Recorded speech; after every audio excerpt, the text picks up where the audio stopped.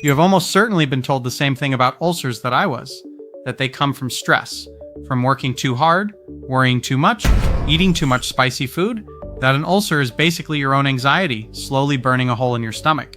It is one of the most repeated pieces of medical common sense of the last century, and about the cause, it was wrong. Most stomach ulcers are not made by your feelings at all.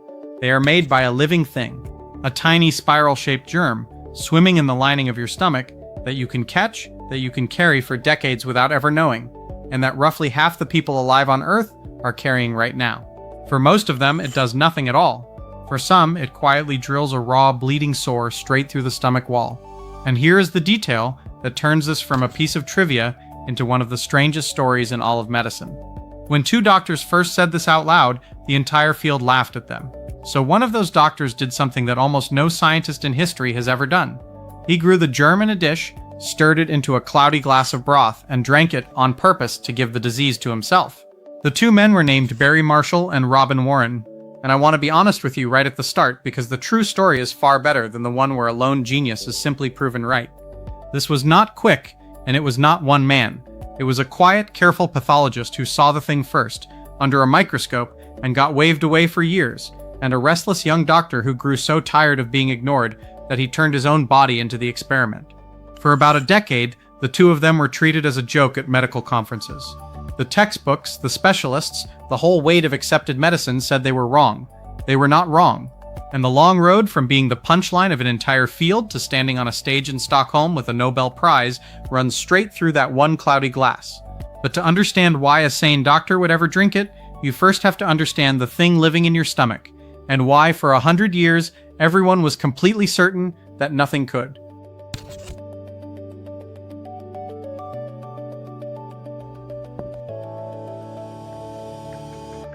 So let's make this about you for a minute, because your stomach is one of the most extreme places anywhere in nature. To break down your food, it fills itself with acid. Real acid. Strong enough to blister your skin and dissolve metal. The only reason your stomach doesn't digest itself is that its inner wall is lined with a thick coat of protective slime, a kind of living non-stick layer that's constantly being replaced. An ulcer is simply what happens when that defense fails in one small spot, and the acid eats down into the raw flesh beneath.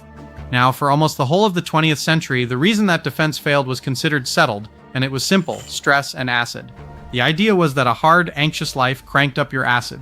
The acid overwhelmed the lining, and a sore opened up. It felt obvious. It even fit the way an ulcer flares when life gets hard. And sitting underneath it was one rule that every doctor simply knew to be true. Nothing, no germ, no bacterium of any kind could possibly live down there in a pit of acid that strong. That single, sensible-sounding rule is the wall this entire story has to break through. And here's the first crack in that wall. The thing that should make this feel a lot less abstract. The germ at the center of this story is not rare or exotic. It is one of the most common infections on the entire planet. Something like half of all human beings are carrying it in their stomachs right now, very possibly including you. Most people pick it up in childhood, often from family, and never have the faintest idea it's there. And this is the part it's really important to get right, because the truth is gentler than the scare version. For the large majority of people who carry this germ, it does absolutely nothing. They live their whole lives with it and never get an ulcer, never feel a thing. Only a minority, very roughly 1 in 10, ever develop an ulcer from it at all. So this isn't a reason to panic about your stomach. It's something quieter and stranger than that. An incredibly ordinary passenger, riding along and half the people you know, that for a century, nobody even believed was there. The question is, who finally noticed it, and why did it take so long for anyone to listen?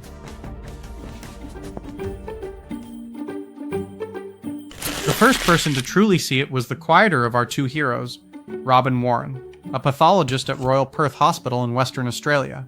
A pathologist is the doctor who studies the tissue itself under the microscope after a sample's been taken. And in 1979, looking at thin slivers of stomach lining, Warren kept noticing something that by the rules of the day simply could not be there.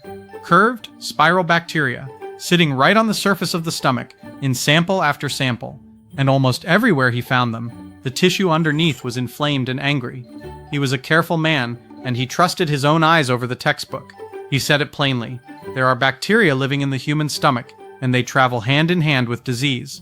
And for that he was mostly ignored, because the logic against him was airtight and circular. Nothing can live in the stomach, therefore whatever you think you're seeing must be contamination, or a mistake. What Warren needed was someone with the energy and the sheer stubbornness to take his careful little observation and force the whole world to look at it. In 1981, that someone arrived. A young doctor in training, restless and quick, named Barry Marshall. Marshall, born out in the gold mining town of Kalgoorlie, didn't try to explain Warren's bacteria away. He got obsessed with them. Together they set out to do the thing that would let them really study the germ, grow it in a dish, in the lab, away from the body. And for months, they completely failed. They'd smear a sample onto a culture plate, slide it into the incubator, check it after the standard 2 days, and find nothing. Plate after plate, nothing. The breakthrough, when it finally came by pure luck over the Easter weekend of 1982. The lab was short-staffed for the long holiday, and a batch of plates simply got left in the incubator far longer than usual, forgotten for 5 whole days. And when someone finally checked them, there it was, small, shy colonies of bacteria growing across the plate. The germ was just slow.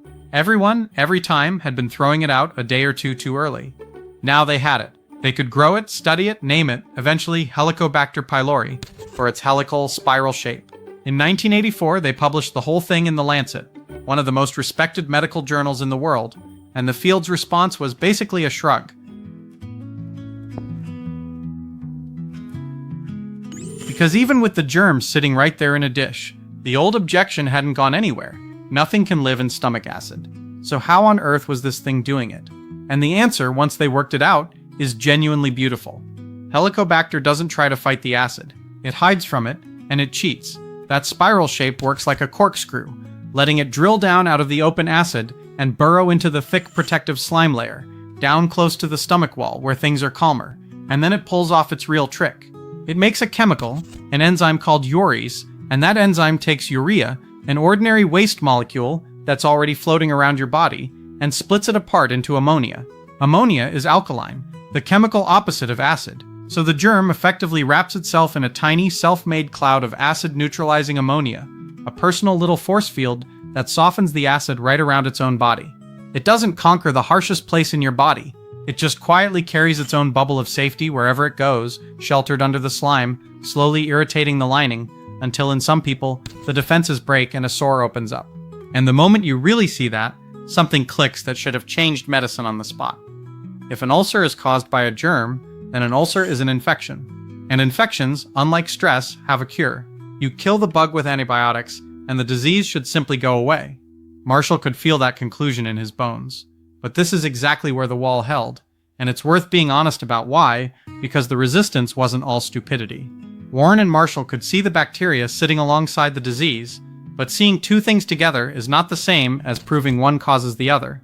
Maybe the germ just liked to move into stomachs that were already damaged, the way flies gather at a wound without having made it. To win the argument, they had to prove the bug came first and did the damage. And the clean way to prove that, deliberately give the infection to a healthy person and watch the disease appear, was an experiment no ethics board on Earth would ever approve. There was, it seemed, no way through, unless the healthy person doing the volunteering happened to be you. But Marshall didn't jump straight to that. First came years, most of a decade, of trying to win the argument the normal way, and mostly losing. Picture it from the inside.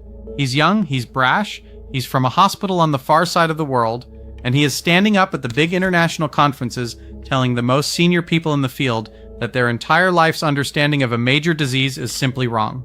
They roll their eyes. His papers get a cool reception, and the resistance had real weight behind it, not just ego. There were no good results yet in animals, which was the textbook way you proved a germ caused a disease.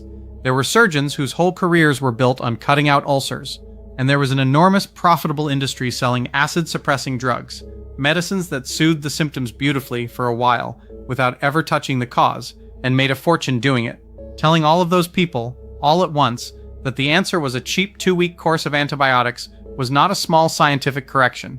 It threatened textbooks, reputations, and a great deal of money.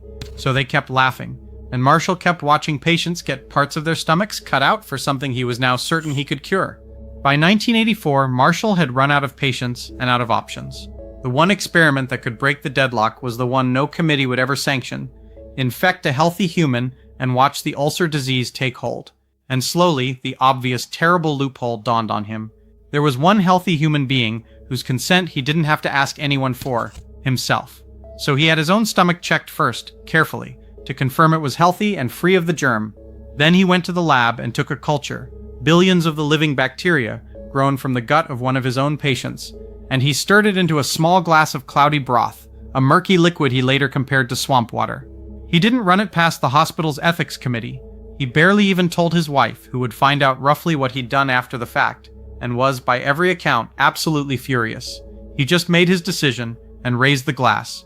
What happened next is the part that turned a decade of being laughed at into a story the whole world would finally hear.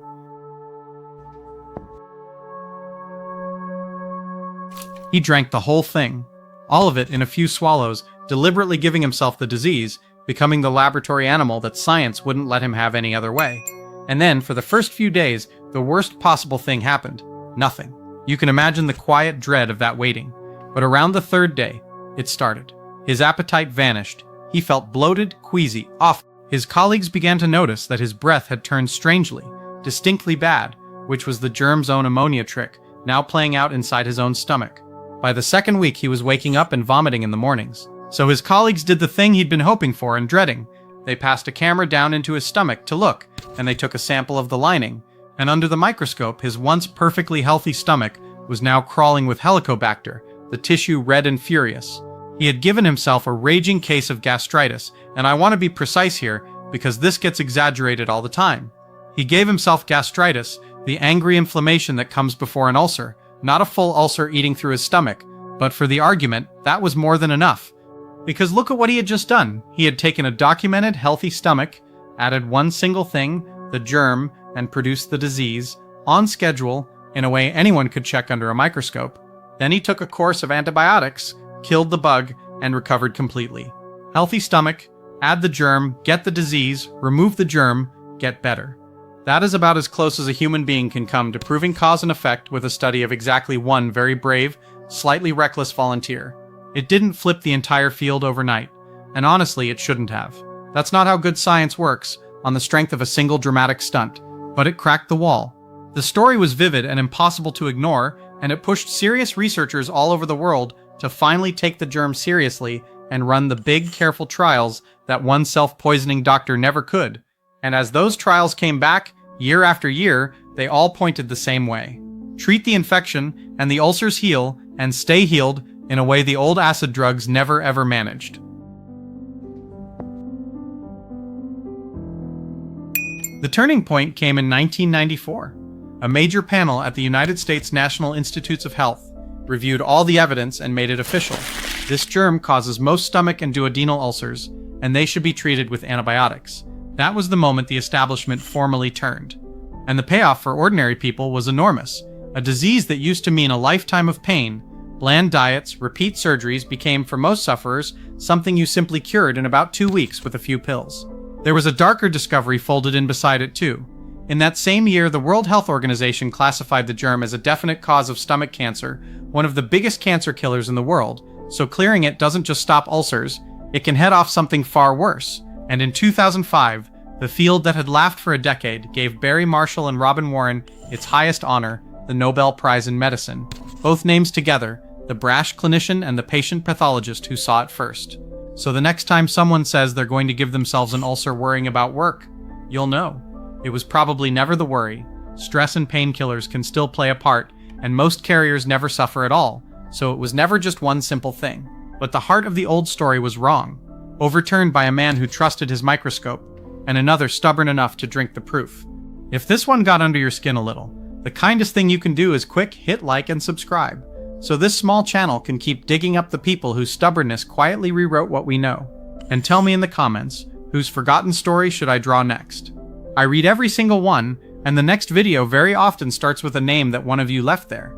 Thank you for watching, and the next time your stomach acts up, maybe don't be so quick to blame yourself.